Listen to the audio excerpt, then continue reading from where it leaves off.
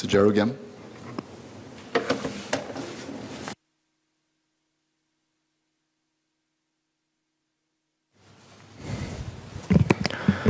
Mr. Speaker, combating climate change is a challenge of our generation and quite possibly the next 2 generations. If our generation does not set in motion sufficient changes to mitigate climate change, our grandchildren will pay a painful price for our lack of resolve and action. It will be infinitely harder for successive generations to reverse the impact of global warming, even if they try their best to. It is therefore incumbent upon our nation and the world to rise to meet this challenge. Singapore has in the past approached climate action as a small nation which is unable to make much impact on the vast world. This approach has thankfully evolved in recent years. Nevertheless, a greater resolve in our outlook towards this challenge is needed. We are still constantly reminding ourselves that we are a small country with inherent limitations as to what we can do to reduce emissions. We wave the flag that our alternative energy disadvantage status is officially recognized by the United Nations Framework Convention on Climate Change. Certainly, these are realities that we cannot run away from. However, we must not, in our attempts to temper expectations, allow these mantras to limit our imagination and innovation. Decarbonization within Singapore's boundaries is important. However, carbon dioxide does not respect national boundaries. Arguably, the biggest impact that Singapore can have on averting climate change, and hence saving ourselves from the harm that global warming will do to us, will come from test bidding and developing new green technologies, and sharing these discoveries with the rest of the world. Making low-carbon technology widely available at a reasonable cost will be critical to spurring industry adoption and helping the world to achieve net zero carbon emissions. We may be small, but that does not prevent us from working around our constraints of a small land area, high urban density, hot tropical weather that could innovate solutions that could mitigate climate change in an increasingly urbanized world. Our constraints can actually be our comparative advantage over other nations. Our green inventions could spread far and wide beyond our shores to benefit the rest of the world. Climate change is global. We should therefore aim to make a global impact in our climate change efforts. We should be prepared to make big investments in emerging green technologies, and in doing so, take decisive steps towards wielding the mantle of climate leadership. In my speech today, I wish to focus on a few of these green technologies and how the government can play a bigger part to drive their adoption. First, the transport sector, which is one of the biggest emitters of greenhouse gases in Singapore. Singapore plans to phase out internal combustion engine or ICE vehicles by 2040 and replace them with electric vehicles. Almost all of the current plans for the rollout of EVs focus on battery electric vehicles or BEVs. However, it may be risky to place all our bets on BEVs. For starters, it is still unclear whether we'll have the infrastructure to handle an all BEV fleet of vehicles once ICE vehicles are fully phased out. A study by KBR, commissioned by the National Climate Change Secretariat, estimated that approximately 164,000 publicly available BEV chargers will be required for a 100% BEV scenario. Singapore plans to roll out just 60,000 BEV charging points by 2030. This will equip only about 6% of public car park lots and about 3% of private car park lots with charging stations. Given that it takes anywhere from 30 minutes to 6 hours to recharge a car, and assuming people charge their cars only once every 5 days, my calculations indicate that the infrastructure will support only about 30% of cars in HDB estates and 15% of cars in private estates each night. I am, in fact, making optimistic assumptions about driver behavior. In reality, range anxiety will dictate that drivers will avoid waiting for their batteries to run flat before recharging them, just like we don't wait for our mobile phones to go flat before plugging them in. To avoid hogging the charging stations, one driver will have to hurry down to the car park at 12 midnight to unplug her car and find another parking spot, while another will need to come down at the same time and plug his car into that same charging station. Imagine the disruption to everyone's sleep rest cycle and the number of neighbor disputes that this would spark. One possible solution to this problem would be for charging stations to serve multiple car lots at once, with an automated system that recharges the cars on a rotational basis. This will spare drivers the need to unplug and repark at night. The technology for this already exists, but it is unclear if these types of chargers will be deployed in Singapore car parks. The batteries in BEVs are heavily dependent on two metals, lithium and cobalt. According to a study by Deloitte, BEVs account for about 27% of global lithium demand, while lithium-ion batteries account for about 59% of cobalt demand. More than half of the world's cobalt comes from mines in the Democratic Republic of the Congo, and there are ongoing concerns about the health, human rights, and geopolitical risks of mining this mineral. Any disruption in supply of materials for BEVs might affect their production and raise their prices in future. The price of cobalt rose by 90% between January and December 2021. Our economists have warned against the possibility of greenflation caused by supply chain shortages leading to higher prices for metals and minerals that are essential to EVs and other renewable technologies.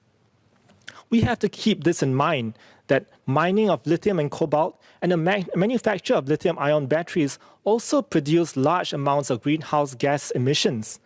This could negate some of the green benefits across the full cycle of BEVs.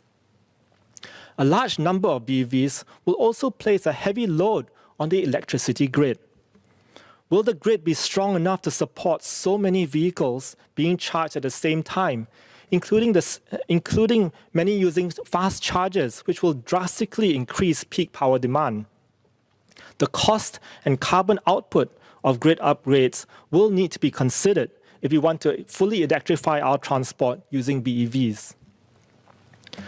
Fuel cell electric vehicles, or FCEVs, are another major type of EVs, which are much less discussed than BEVs. They run on hydrogen, the most abundant gas in the universe. They are more energy efficient than ICE vehicles and produce no harmful tailpipe emissions, only water vapor and warm air. They are powered by electricity generated by fuel cells through an electrochemical reaction between the hydrogen fuel and the oxygen in the air, facilitated by a fuel cell catalyst. Some may have safety concerns about FCEV vehicles becoming Hindenburgs on wheels.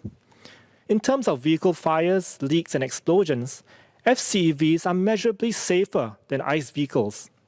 Hydrogen is much lighter than petrol vapors and dissipates much faster if there is a leak, reducing the potential for explosions.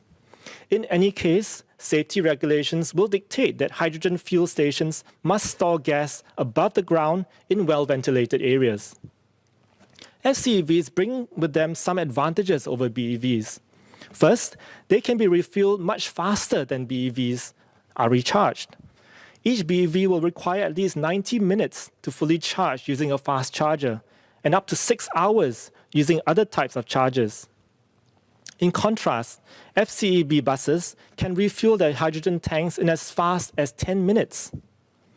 Second, with improvements in technology for the production and distribution of hydrogen, FCEVs could eventually have a lower carbon footprint than ICE vehicles and possibly even BEVs.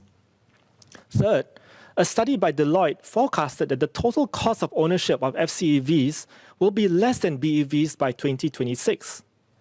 Currently, the cost of production and distribution of hydrogen is much higher than diesel or petrol. However, many countries are devoting significant efforts to developing sustainable hydrogen production technologies. With improvements in technology, hydrogen prices are expected to decline over 40% in the next 10 years. With the benefits that FCEVs bring and some of the risks and disadvantages of BEVs, it would be prudent for Singapore to include FCEVs in our local mix of EVs.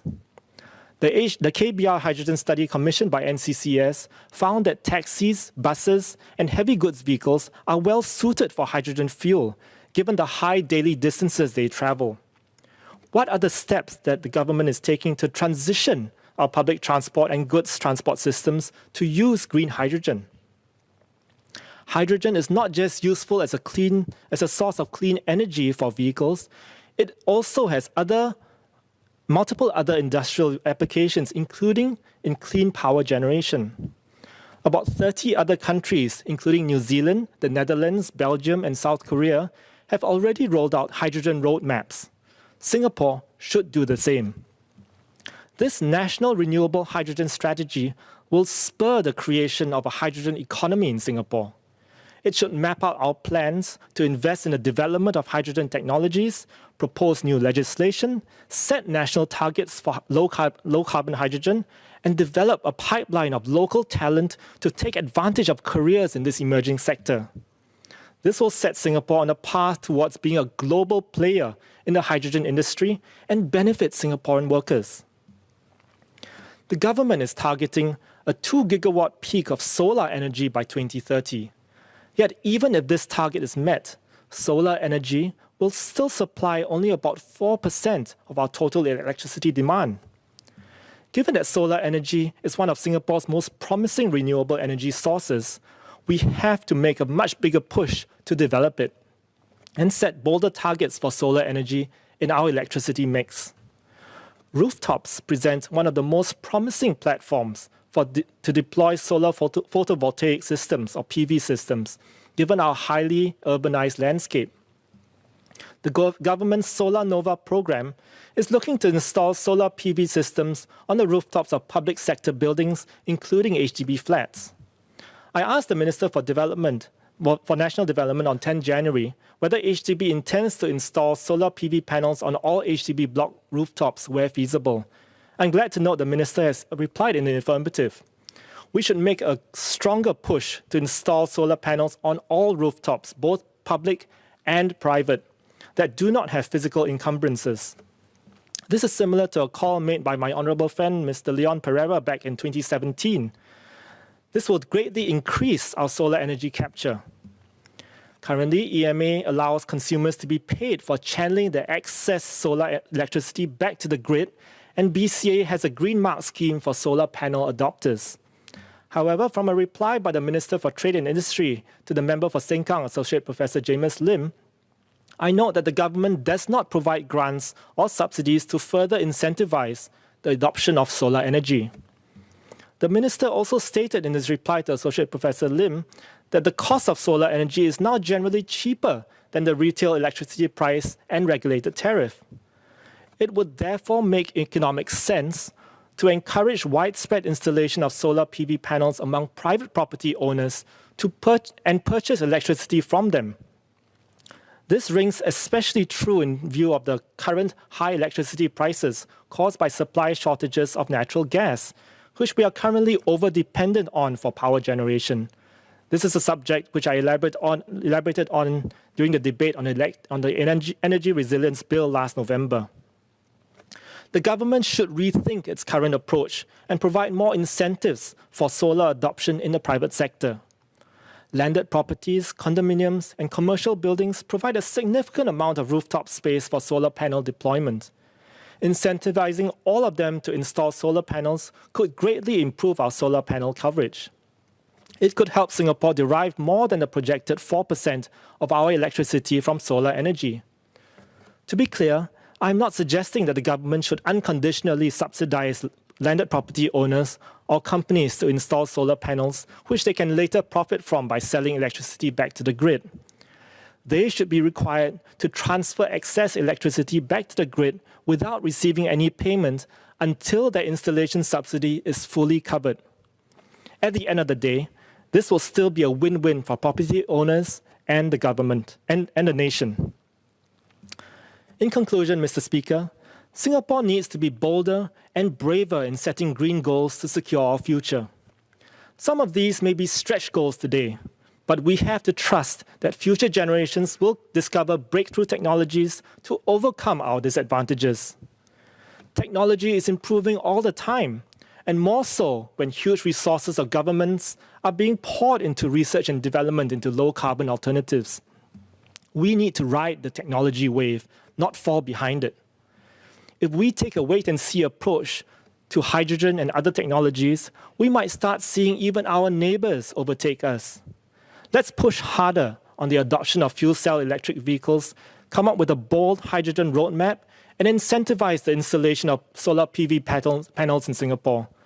This will move the needle significantly to advance Singapore's transition towards a low-carbon society. I support the motion.